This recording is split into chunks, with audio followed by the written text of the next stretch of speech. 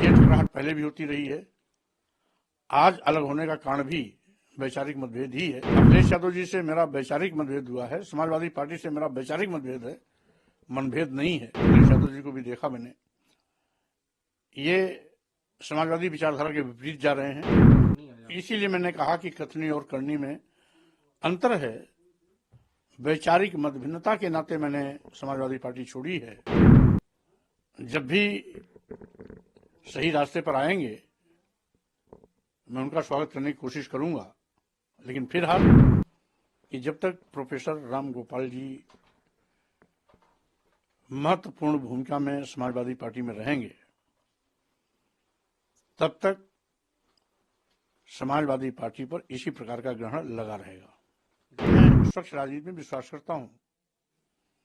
वैचारिक और सैद्धांतिक रूप से मैं किसी से भी टकराने का पक्षधर रहा हूं। ये टकराहट पहले भी होती रही है। आज अलग होने का कारण भी वैचारिक मतभेद ही है। अखिलेश यादव जी से मेरा वैचारिक मतभेद हुआ है, समाजवादी पार्टी से मेरा वैचारिक मतभेद है, मनभेद नहीं है। क्योंकि समाजवादी पार्टी के नेता अखिलेश यादव जी को भी देखा मैंने, ये समाजवादी विचारधारा के विपरीत जा रहे हैं। जबकि नेताजी श्री मुलायम सिंह यादव के साथ भी मुझे काम करने का अनुभव था। वो खांटी समाजवादी नेता थे, लेकिन नेताजी मुलायम सिंह यादव जी की विरासत संभालने वाले लोग नेताजी मुलायम सिंह यादव की विचारधारा को भी ठीक से अनुकरण नहीं कर पा रहे हैं। ये दुख की बात है।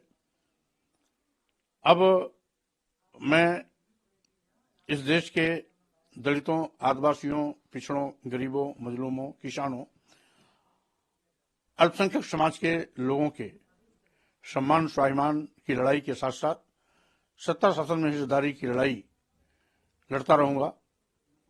मानवर कांशीराम जी के बताए रास्ते पर चलते हुए सामाजिक परिवर्तन आंदोलन के कारवां को आगे बढ़ाने का मेरा प्रयास रहेगा। इसी क्रम में मैं 22 फरवरी 2024 को दिल्ली के तालकटोरा स्टेडियम में,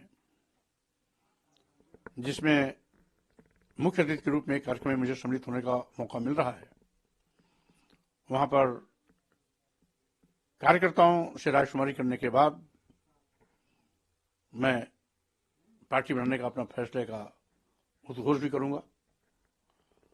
अब जब रणभेरी बच चुकी है तो स्वाभाविक रूप से समाज के अंतिम पायदान पर खड़े अंतिम व्यक्ति की चाहत के अनुरूप उसके सम्मान स्वाभिमान हिस्सेदारी की लड़ाई अब लगातार आगे जारी रहेगी। क्या आपने कहा कि अखिलेश यादव जो समाजवादी विचारधारा थी उसके विपरीत जा रहे थे, क्या यही वजह है कि समाजवादी आपका जैसे इस्तीफा दिया राष्ट्रीय महासचिव पद से, उसके बाद सलीम शेरवानी हो या और घटक दल के साथी पल्लवी पटेल, सबने ये पीडीए वाली जो बात है उठाई, लेकिन उसके बावजूद उसका कोई ज्यादा असर नजर नहीं आया। इसीलिए मैंने कहा कि कथनी और करनी में अंतर है। वैचारिक मतभिन्नता के नाते मैंने समाजवादी पार्टी छोड़ी है। मतभेद हुआ है, मनभेद नहीं हुआ है।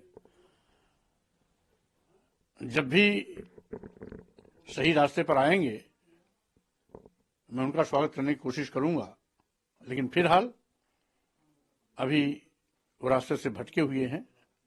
यहां तक कि नेताजी मुलायम सिंह यादव की विचारधारा को भी मजाक उड़ा रहे हैं। आज कहने के लिए तो अपने को कहते हैं कि हम सेकुलर हैं, धर्मनिरपेक्ष हैं, लेकिन कहीं न कहीं वो भी मनवादी व्यवस्था के शिकार हैं। इसीलिए हमने फैसला लिया है इस देश में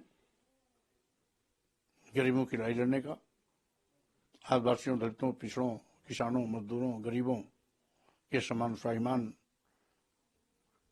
की आवाज बुलंद करने का और उन्हें सत्ता शासन में हिस्सेदारी देने का। माना जाए कि जो राष्ट्रीय शोषित समाज पार्टी है उसके बतौर राष्ट्रीय अध्यक्ष आप इस लड़ाई को आगे बढ़ाएंगे, जिसकी आप घोषणा शायद 22 फरवरी को करने वाले हैं? स्वाभाविक रूप से, क्योंकि मैंने समय समय पर बाबा साहब डॉक्टर अम्बेडकर, ज्योतिबा फुले, मानव काशियाम जी की विचारधारा पर लगातार काम किया हूं। लंबे अरसे तक बहुजन समाज पार्टी में काम किया। भिन्न भिन्न अन्य दलों में जहां भी रहा हूं, मैं कभी भी विचारधारा से हटा नहीं। विपरीत परिस्थितियों में रह करके भी मैंने इस विचारधारा को आगे बढ़ाया हूं। समाजवादी पार्टी में भी इसी विचारधारा के साथ काम करने का इरादा लेके मैं आया था, लेकिन परिस्थितियां अनुकूल नहीं रही, जिसके नाते आज मैंने समाजवादी पार्टी की प्राथमिक संस्था से भी इस्तीफा दिया, विधान परिषद से भी इस्तीफा दिया। तो स्वाभाविक रूप से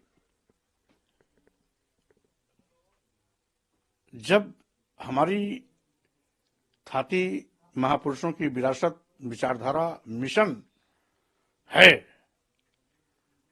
तो उसको आगे बढ़ाने का काम मजबूती के साथ मैं अवश्य करूंगा। कल जो अपनी बाइट दी उसमें आपने प्रोफेसर राम गोपाल की भूमिका पे सवाल खड़े किए, क्योंकि पल्लवी पटेल ने कहा कि जिस तरह से उनको लेकर ये भाषा का प्रयोग किया गया, उसके बाद आपके बयानों को, तो क्या लगता है कि उनकी जो पॉलिसी है वो पीडीए के विपरीत है? देखिए, कुल मिलाकर के हमने इतने कम समय में इस बात का अध्ययन किया कि जब तक प्रोफेसर राम गोपाल जी महत्वपूर्ण भूमिका में समाजवादी पार्टी में रहेंगे, तब तक समाजवादी पार्टी पर इसी प्रकार का ग्रहण लगा रहेगा।